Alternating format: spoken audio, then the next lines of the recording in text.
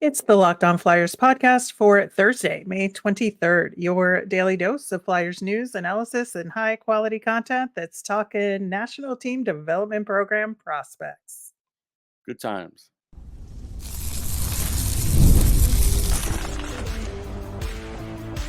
You're Locked On Flyers, your daily podcast on the Philadelphia Flyers. Part of the Locked On Podcast Network. Your team every day. Hey there, and thanks for making Locked On Flyers your first listen every day. I am Rachel Donner. You can find me on Twitter at rmiriam. I'm here as always with prospect expert Russ Cohen, who's on all your favorite social media apps at Sportsology. We are at Locked On Flyers on Twitter, Instagram, Threads, and Blue Sky. Today's episode is brought to you by Game Time. Download the Game Time app, create an account, use the code Locked On NHL for $20 off your first purchase. Terms apply. You can find our show over on YouTube or on the SiriusXM app or anywhere you listen to podcasts. Subscribe to get our latest episode as soon as it's available here on the Locked On Podcast Network, your team every day.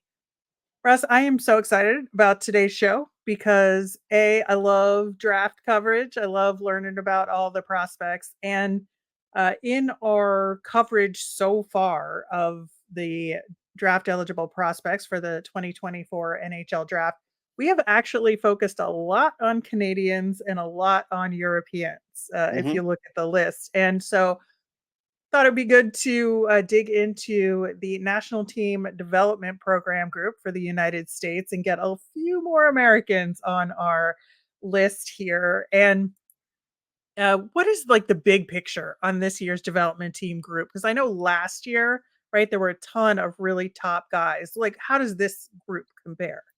I mean, this group is really good because you had Cole Eiserman set a record. So that's something, even though people are nitpicking him to death. That's the thing. It's like you can't let some of that outside stuff take away from like what the sum of this team is, which is really good. There's a lot of good players on this team. Like, if you remember, this team kept saying we want to, win gold at the World Juniors. It wasn't all these players because some of them don't get to play on it, but the ones that made it, they won gold, right? So they won gold and they wanted to do well at the Worlds, and they did well at the Worlds. And so these are it's a talented group. It's not the most talented group they've ever had, but it's deep. And you could keep discovering it and notice how deep it is. Yeah, I think so. And, we have talked about Cole Eiserman a bit. To your point, we've talked about Lucas Van Villay. We've talked about hmm Cole Hudson a lot. hmm hmm But we thought that today we would pick four guys we haven't talked about quite as much that represent like some different ranges of pick possibilities here. So, the first guy we're going to talk about is Teddy Stiga. He's more for the 12th overall pick. Brodie Ziemer is more for the Florida pick. And then we've got, later round guys like Christian Humphreys, who's really interesting, and goaltender Nicholas Kempf. So it's a nice variety of guys. That's not everybody on the team. We'll mention a No. few more at the end of the show, and we'll probably dig into some more of them on later programs. But this is a good swath of guys to start off with from this team. So It is. Teddy Stiga is in the 12 to 18 range for you, Russ, but is like 23 to 44 for some other guys. Like, what about him do you think put him higher up in your estimation? Yeah. So this is one where I think I have the inside track on. And I think I have the inside track because I was at like, at least five live viewings of, actually more than five, at least 6 or 7 live viewings of just him with the team. Then him, then I was at practice for the World Junior team before they, left for to go play the World Juniors. And so, I got to see all these guys and really get to know them, really kind of see what makes them tick. And this guy just flat out knows how to play hockey. Like, and you would think at 11 points in 7 games, he would get more of a bump than he's getting, right? But he's not the biggest guy and he's not the fastest guy. And sometimes, that is a thing where he's 5'10". So maybe I'm a little more forgiving of that. But I'm telling you, this guy's play off the wall is terrific. His hockey IQ is among the highest in in the draft. And the thing is, he's just unflappable. Like this guy never ever panics. And he's just one of these guys. If you speak hockey to him, you realize this guy just knows the game. Yeah, and I should mention those point totals that you referred to was from U18 Worlds, Hmm. and that is a tremendous achievement for him, for that team that lost the gold medal game, won silver, but still, like they went No really slight deep in in that silver. tournament. I know everybody always Yes, wants to win gold, but I silver's know. nice. It's nice, and it means you got to the final game. Right. So, it shows like a wide swath of pressure situations for him. He Yes. is 5'10", 176 right now, and is a right winger primarily, but he can play in any situation. I think that's the thing that appeals to me the most about him is that with that hockey IQ that you mentioned, you can put him out there in any situation and he'll know what to do and provide a boost to the team. He's got a ton of energy, but not in a physical player energy kind of thing. It's more like, no, he's going to get your team amped up and he's going to provide jump for whoever's out there with him. And so I think that's great. The other thing about him that I love is that he had a huge improvement between last season and this past season in his shooting, and Hmm. which he does need to work on still, but he got better. And I think that's important to show progress from year to year that he can put in the work and he will put in the work and there's room for him to grow. Yeah, I just like sometimes the way he goes wide. He's a patient goal scorer. He's really good two way. He could turn defense into offense. I like him better on left wing. He even before the NTDP he played center. He played some center, but that left wing is I think maybe his position. But I look at him and I'm like, yeah, he could score goals. He could set up, but he could also he could play top nine. Like it doesn't matter. He could play on your top line. He could play on your Mhm. third line, and he will make every line better, and he's a really good cycler, and that's something that's hard to find in the game where you can get guys that could possess the puck and either get to the net, which he's good at, or get the puck to the net via a pass, and he's good at that too. He had a lot of assists this year. Yeah, I think that is another thing that's appealing about him is that the Flyers don't have a ton of guys who cycle the puck well right now, and so that would be really good to add to the Flyers' depth right And now. he'll probably add 12 to 15 pounds of muscle based on the way I see his frame. So that's another thing. He's not even at that point yet. He's going to go to BC and he'll bulk up there. Yeah, I think that's the other important thing is that he's committed to a top program that's gonna develop him really well, and I think that's important to note, when we're talking about these guys. Do you see him as somebody that's gonna do 2 years in college and then make the jump? Yeah, I think 2 years. It'll be interesting to see, who's going to be there at BC with him. But for sure, James Hagens is, and he's going to Mhm. be a top five pick next year.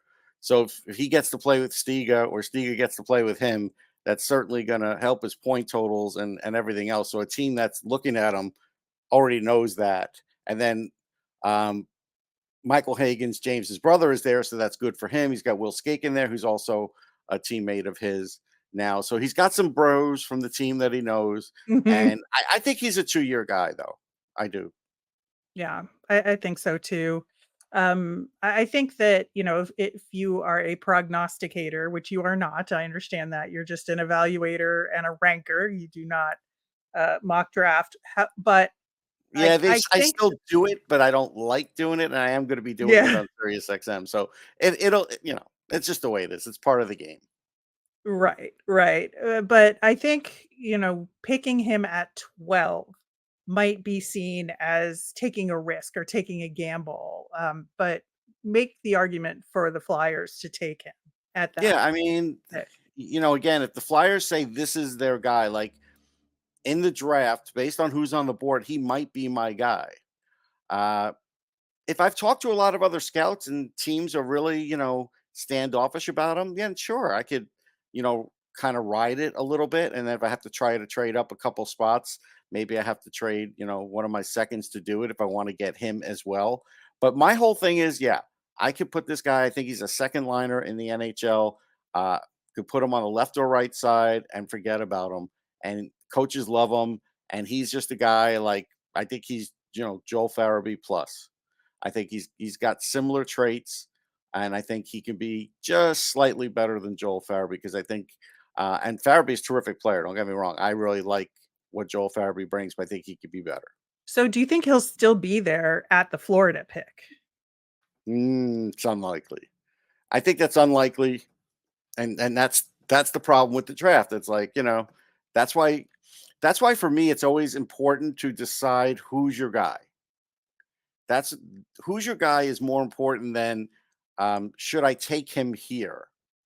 Because yes, you could take him there and people will say it's too soon. Why'd you do that? I have him ranked 40th.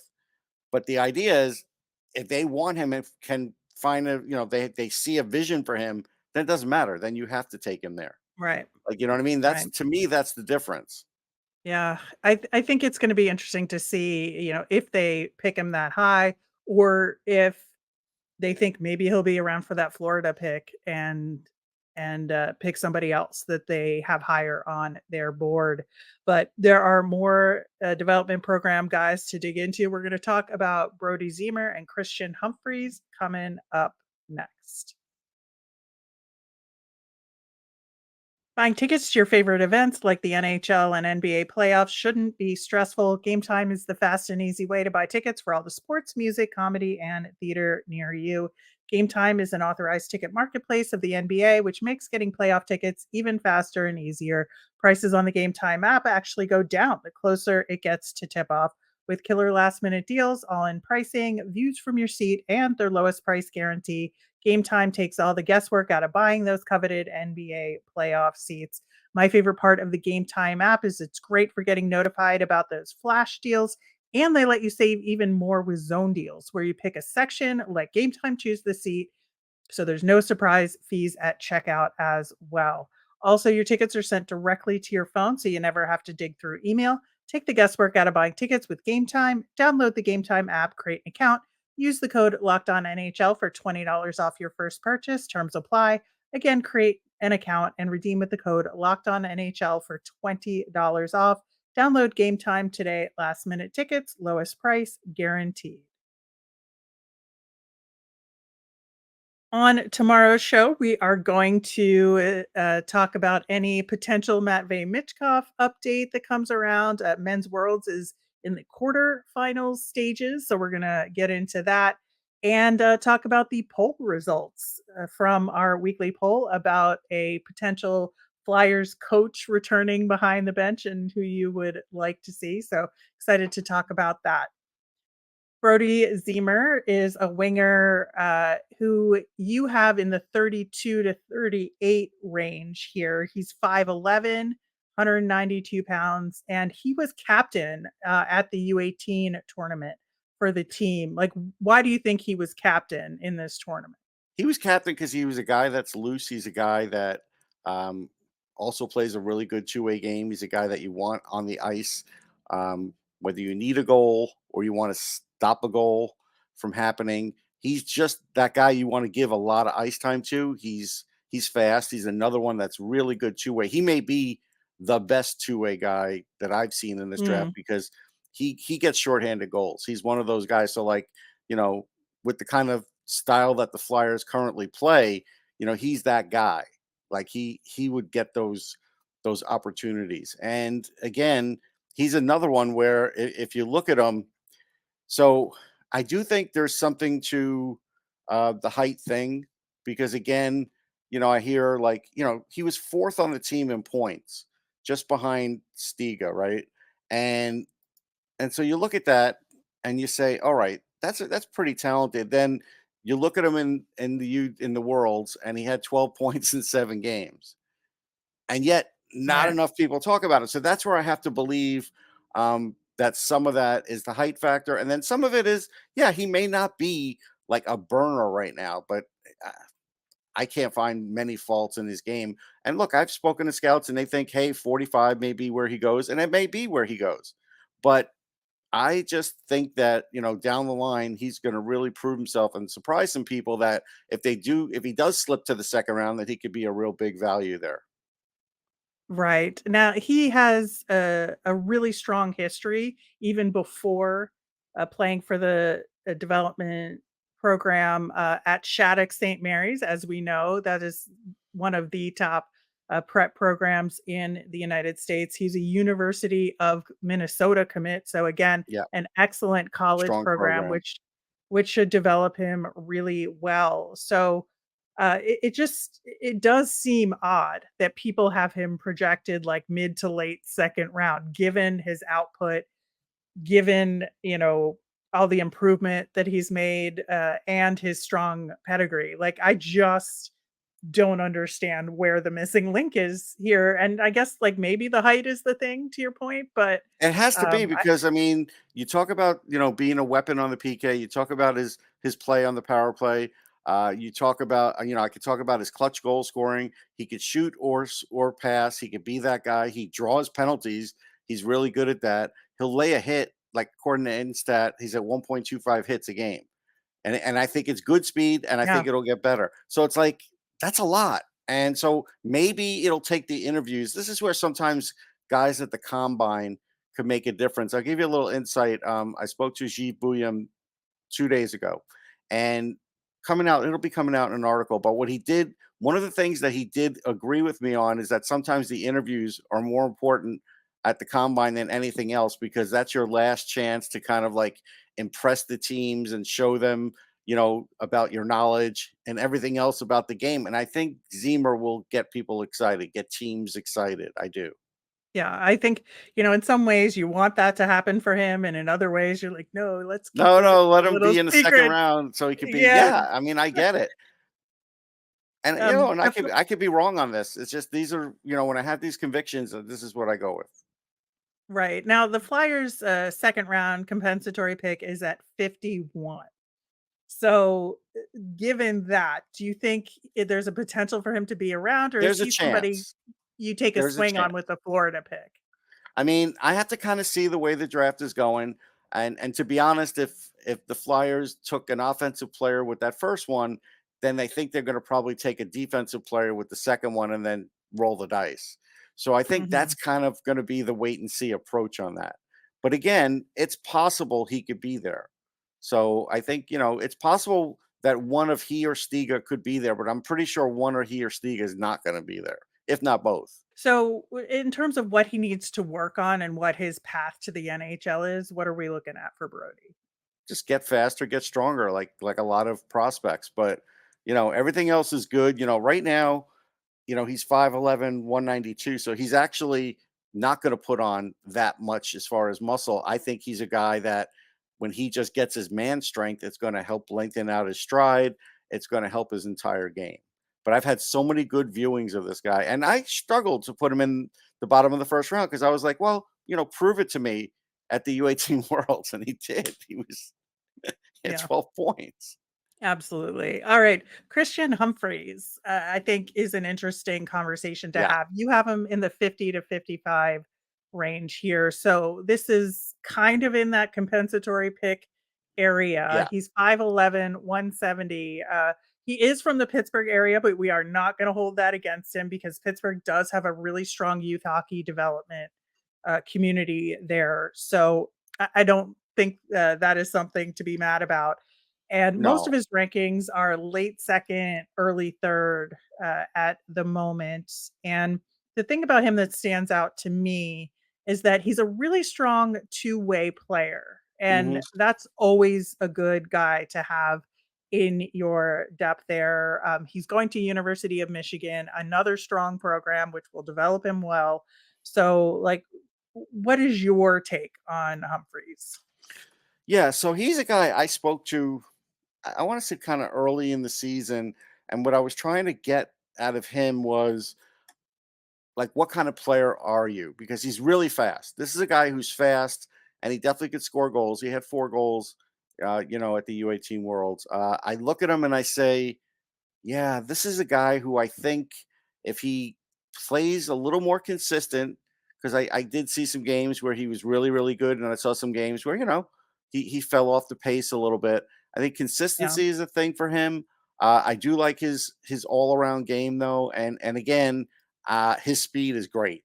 Like he's already a burner, and so that regard you don't have to worry about it. And and he looks like he's pretty strong, but I think he can get stronger too. So that's another thing. I'm trying to look up his weight now. But that was another thing that I thought he could work on a bit. Yeah, according to Elite Prospects, he's at 170 right now, Right. but it could be a little different. Don't know how up to date that is. But there were some people who criticized his performance at U18s that said he didn't stand out enough at that tournament and that he was really carried by his line as opposed to leading his line. What can you say about that? Well, I mean, he still put the puck in the net. Like my answer to Right, that is always like, if you want to say he loaded up on assists, that's fine. But he had 5 points, 4 of them were goals.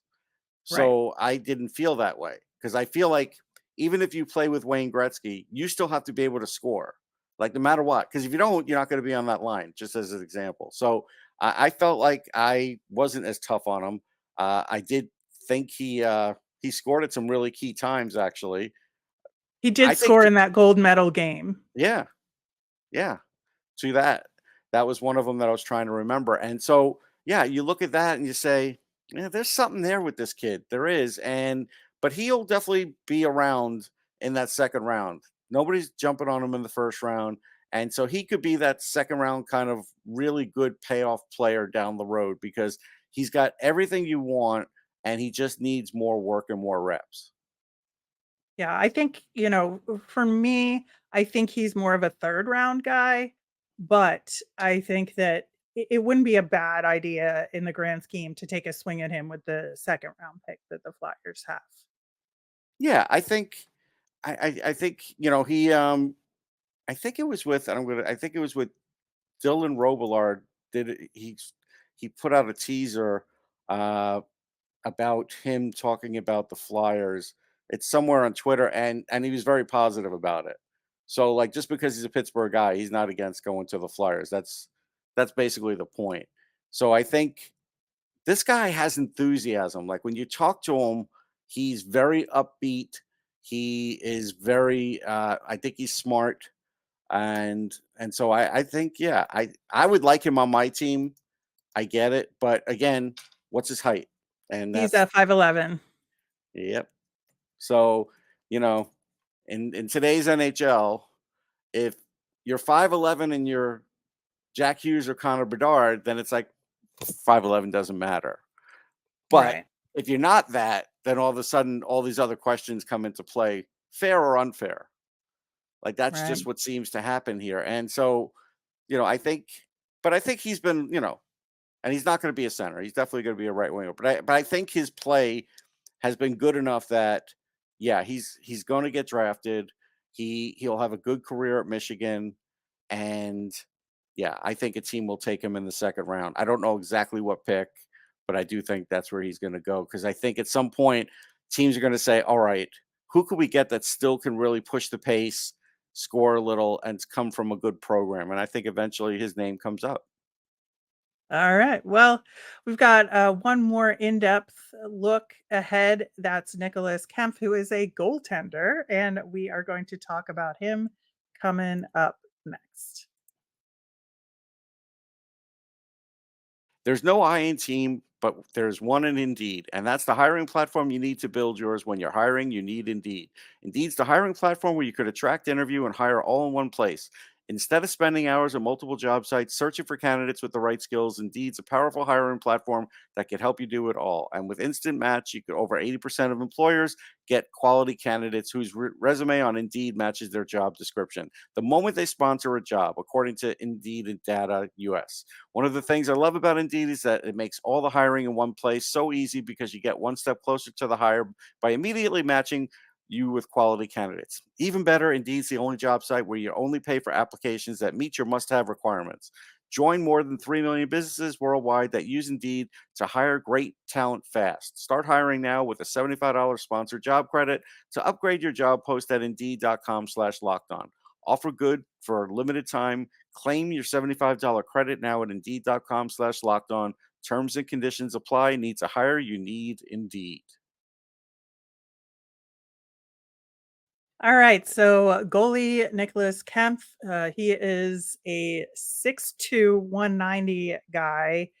which is pretty solid for an 18-year-old. He's got a lefty glove, and as we know, goaltenders tend to be ranked a lot lower in there. So you have him in the 67 to 77 range of the rankings that have been out so far. He's like 77, 78. So Yeah, pretty similar out yeah. there. He's a third round guy. Goaltending on the National Team Development Program squad has been, I think, this year one of the questions for that team. But why did Kempf get the edge in the U18 tournament? He got the edge because I think by the end of the season, he just could make the bigger saves at bigger times, he's not a big risk taker. And so I think he was the guy that they figured, you know what, he could steer the ship and give pretty steady performances. And if you look at his numbers, I mean, in 6 games, he had a 1.89 goals against and a 919 save percentage. I mean, he was 5 Yeah. and 1, and we know what the one was. So I think Yeah. that really, I think that really helped him.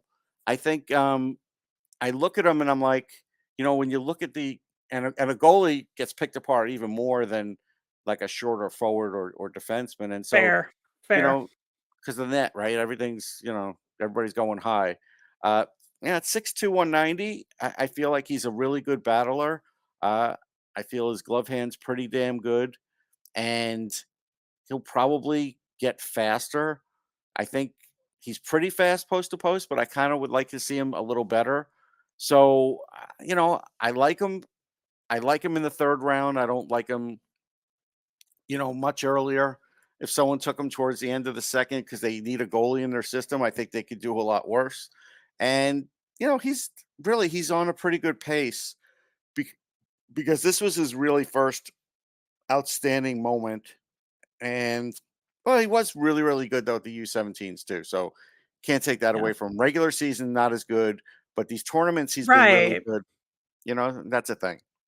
Yeah, that's what's been so interesting to me is looking at his last 2 seasons where he had like okay Yeah. regular season. I would say his regular season this year was better than the year before Mhm. overall.